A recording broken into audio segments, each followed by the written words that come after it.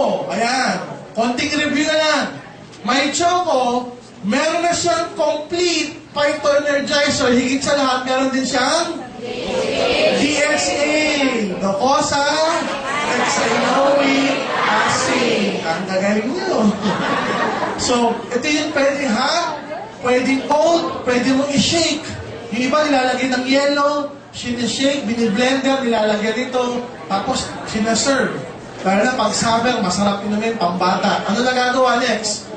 Bukod doon sa nagagawa ng complete phytoenergizer, chocolate itself. Kaya nga yung babae, minsan, pag binigyan mo yung chocolate, nawawala yung galit. Kaya nga, di ba sabi nila, better than chocolate. May mga ganong terminologies. Kasi, may kakaibang feeling kapag kumakain ka ng chocolate. May kakaibang feeling, mamaya di-discuss ko. Kasi yung cocoa plant, which is the origin ng chocolates, lahat ng chocolates yan, made with dark, premium, white chocolate galing sa cocoa plant, may antioxidant din, which we call flavonoids. May naturally occurring antioxidant yung cocoa plant. So lahat ng chocolate, mayroong a portion ng antioxidant which we call flavonoids. Next, ang chocolate, by the way, it can decrease the risk of heart attack by 50%. Isipin nyo, chocolate pa lang yan, cocoa pa lang yan, 50%, it lowers the blood pressure. What else?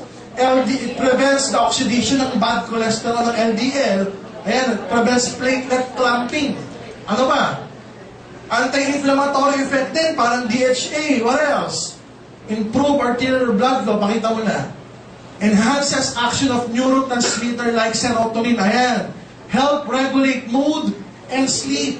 May effect siya sa mga neurotransmitters o mga messengers sa utak natin. Kaya pag may kumakain ng chocolate, may good feeling. Para kang inaantok na masarap matulog, parang gumaganda yung pakiramdam mo. The good thing with our product, na My Choco, meron pa siyang DHA na nag-synergize with that action. Meron pang complete that's synergized with this action.